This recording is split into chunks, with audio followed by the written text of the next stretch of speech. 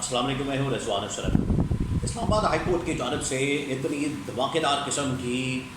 وہاں پر سماعتیں ہو رہی ہیں اور وہاں سے جو فیصلے آ رہے ہیں، اس حکومت کا اسلام آباد ہائی کورٹ کے ججز نے برکس نکال کے رکھ دیا ہے، اور ججز کے خلاف جو کیمپین چلائی جاتی ہے، ججز کے خلاف جو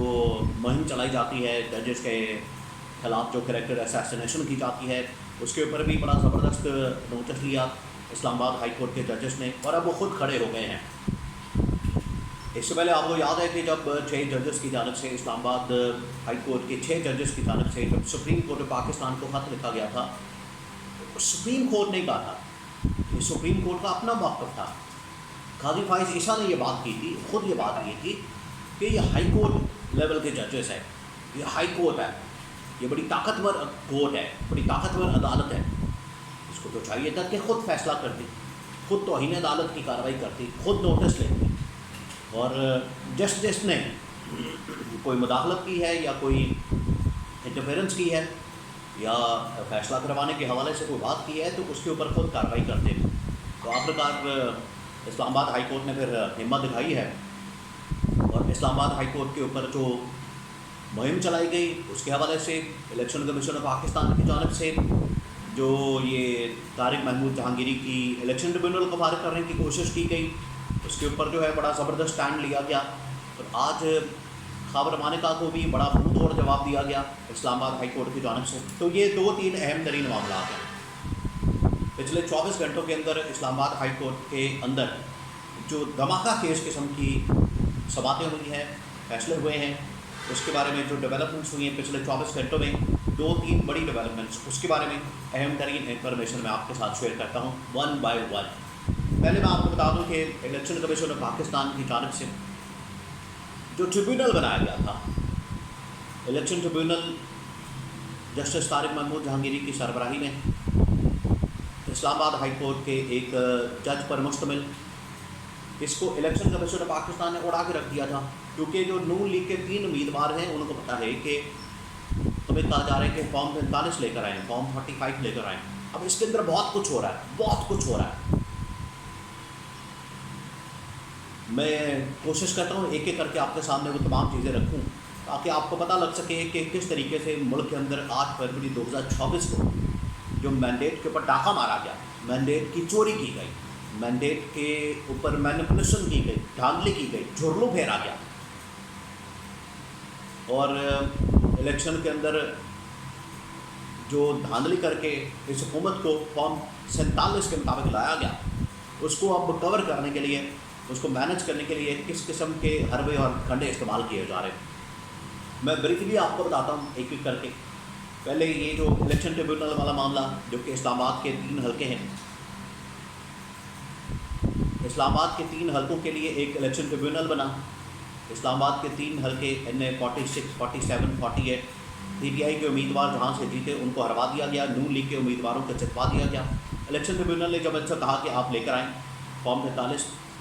تو نون لیگ والوں نے کیا کیا، وہ بھاگ گئے، دوڑ گئے، ان کو پتہ لگ گیا کہ یہاں تو ہمارا کچا چٹا کھلنے والا ہے، الیکشن کمیشن کے اندر چلے گئے۔ انہوں نے کیا کیا، اب عین موقع پر جب وہ الیکشن کمیشن کے اندر گئے، ادھر سے صدر کی جانب سے ایک الیکشن ایکٹ ترمیمی آرڈیننس جاری کیا گیا، جس کے مطابق ایک ریٹائر جج کو بھی الیکشن ٹریبیونل کا سربراہ بنانے کی اس آرڈیننس کے اندر قانون پاس کیا گیا۔ حالانکہ یہی گورنمنٹ تھی، یہ حکومت تھی جس نے پہلے یہ قانون پاس کیا تھا کہ حاضر سروس جج، سٹنگ جج جو ہے وہ الیکشن ٹریبیونل کا سربراہ ہوگا، الیکشن ٹریبیونل اس کی سربراہی میں بنے گا۔ بعد میں اب جب ان کو احساس ہوا ہے کہ یہ فیصلہ تو ہمارے اپنے گلے پڑ گیا ہے، بعد میں اس کو چینج کر دیا۔ یہ اس طرح سے فیصلوں کا کھلواڑ کرتے ہیں، ایک فیصلہ کرتے ہیں، اگر وہ حق میں آ جائے تو ٹھیک ہے، اس فیصلے کو کنٹینیو کرتے ہیں، ورنہ اس کو چینج کر کے جو فیصلہ جو قانون حق میں آنا ہوتا ہے اس کو چینج کر دیتے ہیں۔ یہ اس طرح سے تبدیلیاں کرتے ہیں، ایک قانون بناتے ہیں، اگر وہ حق میں نہیں تو اس کو بدل دیتے ہیں۔ تو یہاں پر انہوں نے یہی کیا،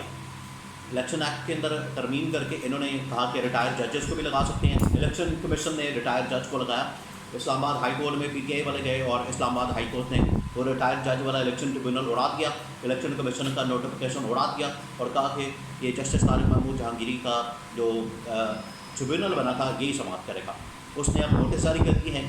اور اس کے بعد جو ہے فارم 45 مانگ لی ہے، حلف نامہ مانگ لیا ہے، اور اس سے اب نون لیگ والے بھاگ رہے ہیں، دوڑ رہے ہیں، ڈانگ چھڑا رہے ہیں۔ اسی دوران ہی جسٹس طارق محمود جہانگیری کے اوپر الیکشن ٹریبیونل کے جو سربراہ ہیں ان کے اوپر ایک مہم شروع کر دی جاتی ہے، اور مہم شروع کی جاتی ہے کہ ان کی ڈگری جعلی، ان کے پاس جعلی سرٹیفکیٹ ہیں، ان کے پاس ڈگری صحیح نہیں ہے،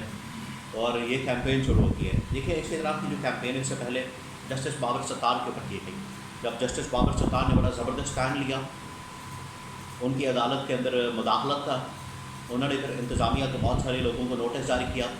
تو کیا ہوا کہ ان کے اوپر کیمپین شروع ہو گئی، اور ان کی ڈیول نیشنالٹی، امریکی نیشنالٹی اور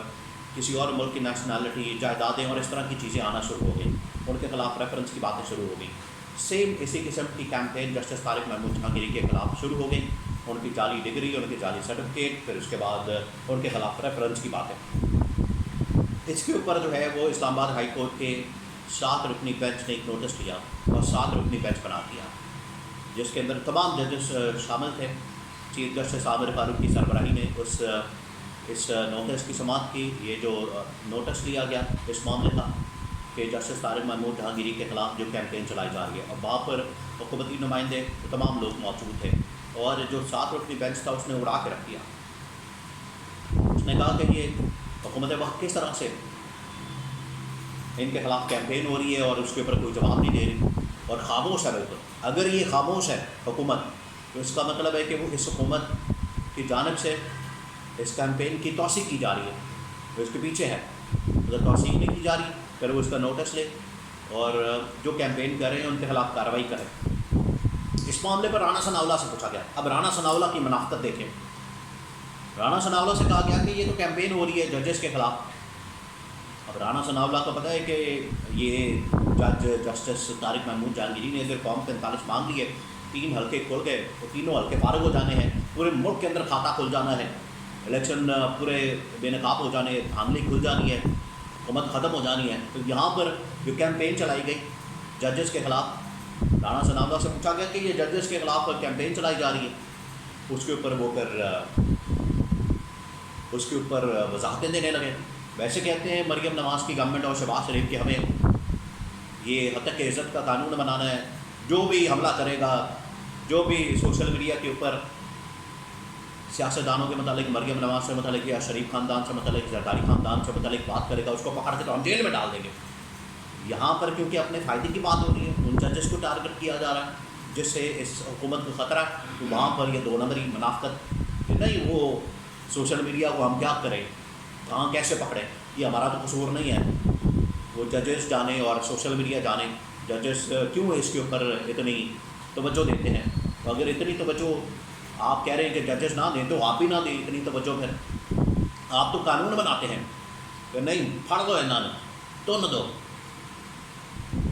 یوٹیوبر نو تے بلاگرس نو جو بھی سوشل میڈیا کے اوپر بات کرتے ہیں پھڑ لو۔ آپ خود اس طرح کی قوانین بناتے ہیں، اور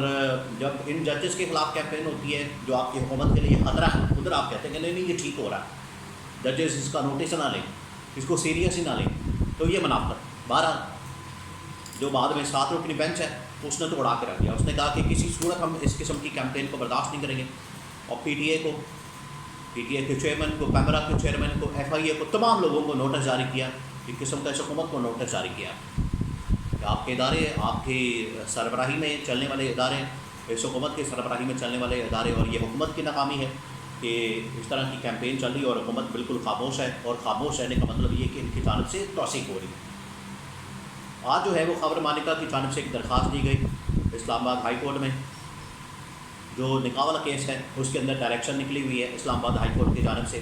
کہ 1 مہینے کے اندر فیصلہ دینا ہے، اور وہ فیصلہ اگلے ہو سکتا ہے اسی ہفتے میں یا اگلے تقریباً کوئی 4-5 دن کے اندر آ جانا ہے۔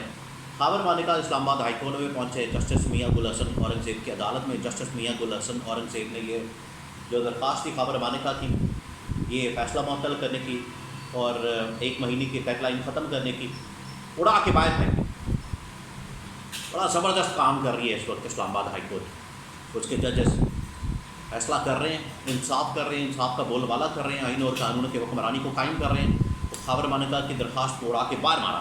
بڑا زبردست کام کیا۔ اسی طرح جسٹس طارق محمود جہانگیری، جسٹس بابر ستار، جسٹس میاں گل حسن اورنگزیب اور جسٹس ارباب طاہر، جسٹس اعجاز اسحاق، سمن رفت، جسٹس سمن رفت. بڑا زبردست طریقے سے کام ہو رہا ہے اسلام آباد ہائی کورٹ میں، اور یہ انصاف کا تقاضا بھی یہی ہے کہ آئین اور قانون کے مطابق جو انصاف ملتا ہے وہ سائل کو اور مظلوم کو انصاف فراہم کیا جانا چاہیے.